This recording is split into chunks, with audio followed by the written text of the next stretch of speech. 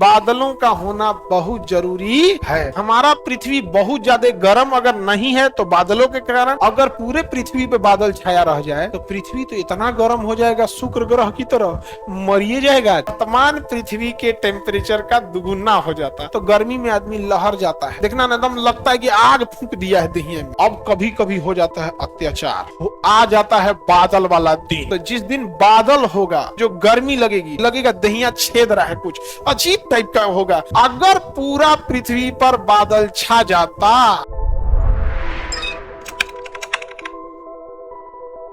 अब जो सूर्य से जो प्रकाश आ रहा है, देखिए सूर्य है, इससे जो रोशनी आ रही है इसे कौन छान देता है?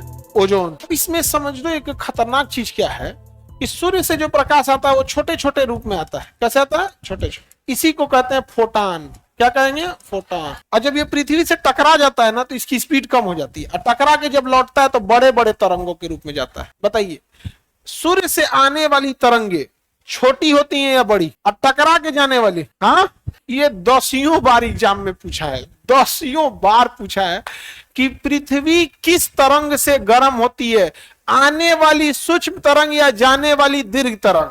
जाने वाली दीर्घ तरंग। आने वाली सूक्ष्म तरंगों से गर्म नहीं होती है, याद रखिएगा। अब आप कहेंगे ई कैसे? तो समझो, आने वाली सूक्ष्म तरंगों को, बादलों को वो चीरते हुए आ जाता है, लेकिन पृथ्वी से टकरा के वापस लौट जाता है। लेकिन जब वापस लौटता है तो अपना स्पीड खो देता है, जिस वजह से इसका तरंगदैर्घ्य बढ़ जाता है।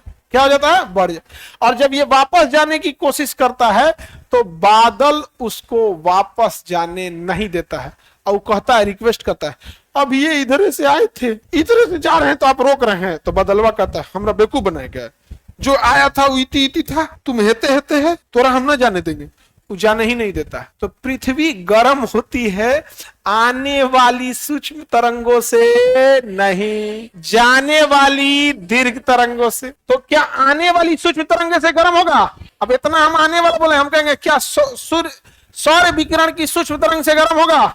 जाने वाली पार्थिव किरण की दीर्घ विकिरण से गर्म होगा। ये बबुआ, अगर पूरे पृथ्वी पे बादल छाया रह जाए, पूरे पृथ्वी पे बादल छाया रह जाए तो पृथ्वी तो इतना गर्म हो जाएगा शुक्र ग्रह की तरह, मरिए जाएगा। तो पूरे पृथ्वी पर 50% बादल होता है और 50% नहीं होता है।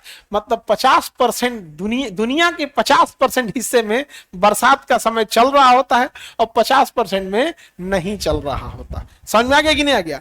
तो इससे ये पता चलता है कि सूर्य से आने वाली उष्मा का हमें मैक्सिमम कितना परसेंट मिल पाएगा? 50%।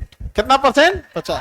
वो 50 ना होके 51 होता है, वो हम बता देंगे। तो 1% तो चलता है ना जी, नहीं समझे? तो बताइए, अगर पूरा पृथ्वी पर बादल छा जाता तो वर्तमान पृथ्वी के टेम्परेचर का दुगुना हो जाता। अभी हमें 51 अर्थात 50% ऊर्जा उष्मा मिलती है तो गर्मी में आदमी लहर जाता है। देखना ना, एकदम लगता है कि आग फूंक दिया है दहिया में। देखें कि नहीं? लगता है कि जर जाएगा आदमी। और उसी में हम लोग को कितना परसेंट आ रहा है? 51%। अब कभी कभी हो जाता है अत्याचार, आ जाता है बादल वाला दिन। अब जैसे हम लोग के समय अभी इंडिया में चल रहा है बादल वाला दिन, तो भर इंडिया में बादल छाइले। जिस दिन बादल नहीं छाया है उस दिन 51% मिलेगा हम लोग को। कितना मिलेगा? और जिस दिन बादल छा गया, सूर्य से आने वाली सूक्ष्म तरंगे पृथ्वी पे आ जाएंगी, और टकरा के जब दीर्घ तरंगे वापस जाएंगी तो पूरा बादल छाइले, जाने ही नहीं देगा। तो यहीं रहो। अब वो उष्मा ट्रैप हो जाएगी।